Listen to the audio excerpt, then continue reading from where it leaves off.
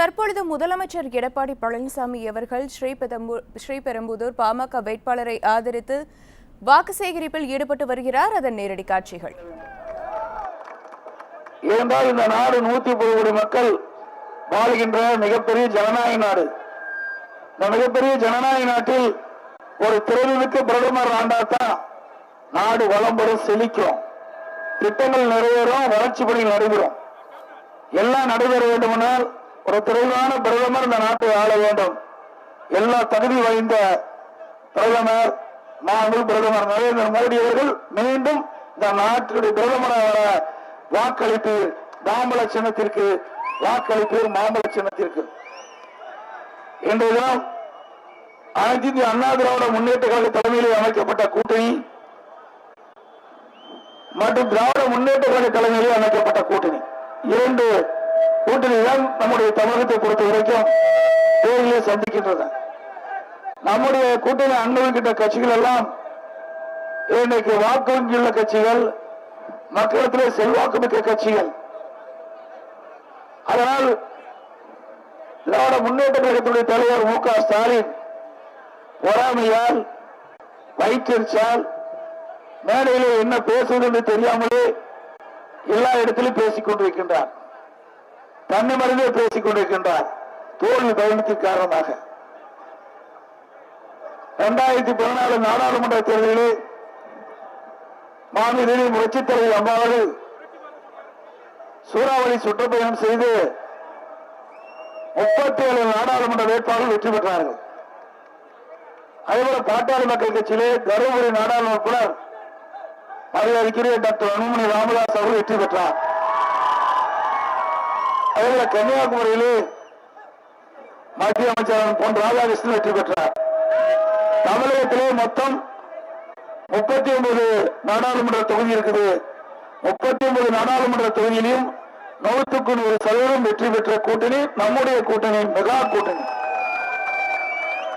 திராவிட முன்னேற்ற கழகம் அமைக்கப்பட்ட கூட்டணியில் ஒரு இடம் கூட வெற்றி பெறவில்லை. திமுக வெற்றி பெறல, அதோட கூட்டணி கட்சிகள் வெற்றி பெறல. அனைத்து இந்திய அண்ணா திராவிட முன்னேற்ற கழகம் தேர்தல் அறிக்கை வெளியிடப்பட்டிருக்கிறது. கூட்டணி கட்சியும் தேர்தல் அறிக்கை வெளியிடப்பட்டிருக்கிறது. அதேபோல திராவிட முன்னேற்ற கழக தேர்தல் அறிக்கை வெளியிடப்பட்டிருக்கிறது.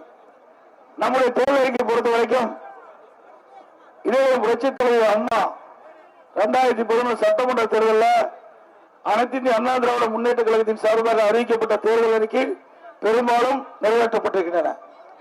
அதேபோல 2016 சட்டமன்ற தேர்தலில் அனைத்து இந்திய அண்ணா திராவிட முன்னேற்ற கழகத்தின் சார்பாக அறிவிக்கப்பட்ட தேர்தல் அறிக்கை பெரும்பாலும் நிறைவேற்றப்பட்டிருக்கின்றன. 2011 சட்டமன்ற தேர்தலில் இதே புரட்சித் தலைவர் அவர்கள் நான் முதலமைச்சராக தேர்ந்தெடுக்கப்பட்டவுடன் தமிழகத்தில் இருக்கின்ற தகுதி வாய்ந்த குடும்ப அட்டை அனைத்துக்கும் உலகளா மிக்சி கிரைண்ட் மினிஸ்ட்ரி வழங்க வேண்டும் என்று தேர்தல் அறிக்கையிலே குறிப்பிட்டார்கள். தேர்தல் அறிக்கையிலே குறிப்பிட்டவாறு மாநில புரட்சித் தலைவர் அம்மாவுடைய 5 ஆண்டு கால ஆட்சிக்குள்ளே தகுதியான குடும்ப அட்டை அனைவருக்கும் உலகளா மிக்சி கிரைண்ட் மினிஸ்ட்ரி கொடுக்கப்பட்ட ஆட்சி அம்மாவுடைய ஆட்சி. அதே போல இன்றைக்கு கல்வியிலே சிறக்க வேண்டும், இந்தியாவிலேயே கல்வியிலே முதன்மை மாநிலமாக தமிழகம் திகழ வேண்டும் என்பதற்காக தேர்தல் நேரத்திலே தேர்தல் அறிக்கையிலே குறிப்பிட்டிருந்தார்கள். நான் ஆட்சி பொறுப்பேற்றவுடன் நம்முடைய மாணவ செல்வங்களுக்கு விலையில்லா புத்தகம், நோட்டு வழங்குவேன் என்று சொன்னார்கள். அதேபோல் விலையில்லா புத்தகம், நோட்டை வழங்கினார்கள். கொண்டு போறதுக்கு பையன் கொடுத்தாங்க. அது மட்டும் இல்லாமல் நம்முடைய மாணவர்கள் குறிப்பிட்ட நேரத்துக்கு பள்ளிக்கு செல்வதற்கும், பள்ளி விட்ட பிறகு வீட்டுக்கு திரும்புவதற்கும் விலையில்லா சைக்கிளையும் வழங்கினாங்க. அதுக்கு பிறகு அறிவுபூர்வமான கல்வி நம்முடைய மாணவ செல்வங்களுக்கு கிடைக்க வேண்டும் என்பதற்காக விஞ்ஞான கல்வி நம்முடைய மாணவ செல்வங்களுக்கு கிடைக்க வேண்டும், உலகத்தரத்திற்கு ஏற்ற கல்வி கிடைக்க வேண்டும். தற்போது விஞ்ஞான உலகம், அதற்கு ஏற்றவாறு நம்முடைய மாணவ மாணவிகள் கல்வி கற்றால்தான் அவருடைய எதிர்காலம் சிறக்கும் என்ற அடிப்படையிலே நம்முடைய மாணவ மாணவிகள் அனைவருக்கும் விலையில்லா மடிக்கணினி கொடுத்தாங்க. ஒரு மடிக்கணினி விலை 14,000 ரூபாய். அம்மா இருக்கின்ற பொழுது 37 லட்சம் பேருக்கு மடிக்கணினி வழங்கிய முதலமைச்சர் நம்முடைய புரட்சித் தலைவர் அம்மா. அதே போல அம்மாவுடைய அரசு அம்மா வழியில் இன்றைக்கு செயல்பட்டுக் கொண்டிருக்கிறது. இப்பொழுது எஞ்சிய 15 லட்சம் பேர்களுக்கு அந்த மடிக்கணினியை வழங்க திட்டமிட்டு அந்த பணியும் துவக்கப்பட்டு விட்டது.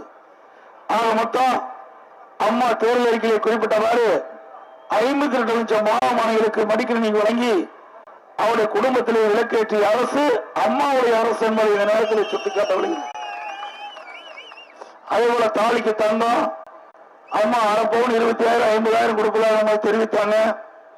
பிறகு மக்களுடைய கோரிக்கையை ஏற்று அதை 1 பவுன் 20,000 50,000 தேர்தல் அறிக்கையில் சொன்னாங்க. அம்மா செஞ்சாங்க. அதே போல கர்ப்பிணி தாய்மார்கள் கர்ப்ப காலத்துல குழந்தைகள் வளமோடு நலமோடு இறையோடு சிறப்பாக சுகப்பிரசவம் பறக்க வேண்டும் என்பதற்காக அம்மா ஒரு 6,000 12,000 உயர்த்தினாங்க. மீண்டும் தேர்தல் வந்த போது 12,000 18,000 உயர்த்தினாங்க. அது மட்டும் இல்லாம ஏழை தாய்மார்கள் பெற்றெடுக்கின்ற குழந்தை நலமோடு வளமோடு இருக்க வேண்டும் என்பதற்காக அம்மாவுடைய அரசு 3 மாத கற்ப காலம் முடிந்தவுடன் 2,000 மதிப்புள்ள ஊட்டச்சத்து பெட்டகம் கொடுக்கிறோம். 2 தடவை கொடுக்கிறோம். அவருடைய ஊட்டச்சத்து பெட்டகம் கொடுப்பதன் வாயிலாக அதில் பேரிச்சம்பழம் நெய் இப்படி பல ஊட்டச்சத்து பொருள் அடங்கிய பெட்டகத்தை கொடுப்பதன் மூலம் அதை கர்ப்பிணி தாய்மார்கள் அருந்துகின்ற பொழுது அந்த பிரசவ காலத்திலே அந்த குழந்தை நல்ல எடையுடன் ஆரோக்கியமாக பிறக்கின்றது. அதுவும் அம்மாவுடைய அரசு அந்த திட்டத்தை அமல்படுத்தியிருக்கிறது. அதே போல இன்னைக்கு அம்மாவுடைய அரசு இன்னும் ஏராளமான திட்டங்கள் பிறக்கின்ற குழந்தை சுகாதாரமாக இருக்க வேண்டும் என்பதற்காக அம்மா பரிசு பெற்றோம். எந்த நாட்டில் கொடுத்தாங்க, எந்த மாநிலத்தில் கொடுத்தாங்க? ஏழை தாய்மார்கள் பெற்றெடுக்கின்ற குழந்தை கூட சுகாதாரமா நலமோடு இருக்க வேண்டும் என்பதற்காக அம்மா பரிசு பெற்றதை கொடுத்தாங்க. அதுல 16 வகையான பொருள் கொடுக்கிறாங்க. இவ்வளவோ கற்பிணி தாய்மார்களுக்கு கொடுக்கப்படுகின்றன.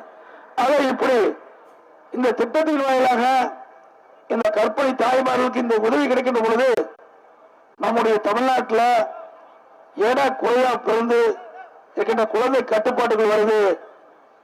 பிறக்கின்ற குழந்தையினுடைய இறப்பு சதவீதம் குறைக்கப்படுகிறது. இந்திய அளவில் பார்க்கின்ற பொழுது பிறக்கின்ற குழந்தையுடைய இறப்பு சதவீதம் குறைக்கப்படுகிறது. பிரசவ காலங்களில் தாய்மார்களுடைய இறப்பு குறைக்கப்பட்டிருக்கிறது. இதெல்லாம் அம்மாவுடைய அரசு எடுத்த நடவடிக்கை. ஏழை எளிய தாய்மார்கள், ஒடுக்கப்பட்ட நசுக்கப்பட்ட தாழ்த்தப்பட்ட மக்களுடைய தாய்மார்கள், கற்பிணி தாய்மார்கள் பிரசவ காலங்களிலே அதில் சுகப்பிரசவம் கிடைக்க வேண்டும், பிறக்கின்ற குழந்தை நலமோடு இருக்க வேண்டும், தாயும் சேயும் சிறப்பாக வாழ வேண்டும் என்று அம்மா போட்ட திட்டம் அம்மாவுடைய அரசு செவனே இன்னைக்கு நிறைவேற்றப்பட்டு வருகிறது.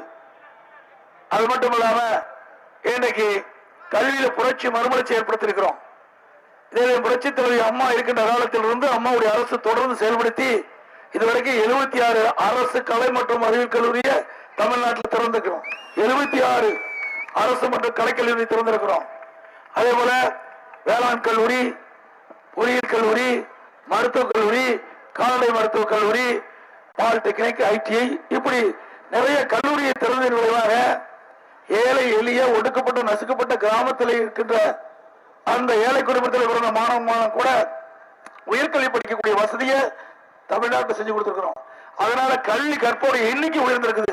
கிராமத்திலிருந்து நகரம் வரை கல்வி கற்போடைய எண்ணிக்கை உயர்ந்திருக்குது. இன்னைக்கு 2011 மாண்புமிகு புரட்சித் தலைவர் அம்மாவில் பதவி ஏற்கின்ற பொழுது 100க்கு 21 பேர் தான் உயர்கல்வி படிச்சுட்டு இருந்தாங்க. இன்றைய தினம் 100க்கு 46.8% உயர்கல்வி படிக்கிறாங்க. உயர்கல்வி படிக்கிறாங்க. இந்தியாவிலேயே உயர்கல்வி படிக்கக்கூடிய எண்ணிக்கை முதலிடத்துல தமிழ்நாடு வைக்கிறது. ஆகவே இன்றைக்கு ஒரு நாட்டுடைய வளர்ச்சி, ஒரு பொருளாதார வளர்ச்சி ஏற்பட வேண்டும் சொன்னா கல்வி மையமா வைத்துதான் அதனுடைய நாடு வளரும், மாநிலம் வளரும்.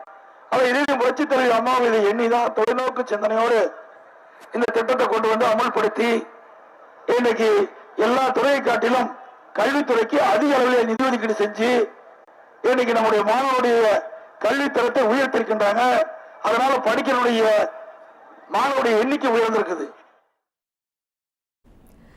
தற்போது முதலமைச்சர் எடப்பாடி பழனிசாமி அவர்கள் ஸ்ரீபெரும்புதூர் வேட்பாளர் வைத்திலிங்கத்தை ஆதரித்து வாக்கு சேகரிப்பில் ஈடுபட்ட நேரலை காட்சிகளை நாம் பார்த்தோம்.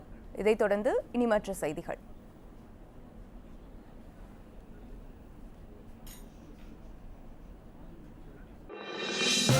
இது போன்ற முக்கிய வீடியோக்களை உடனுக்குடன் தெரிந்து கொள்ள நியூஸ் ஜே யூடியூப் சேனலை சப்ஸ்கிரைப் செய்யுங்கள்.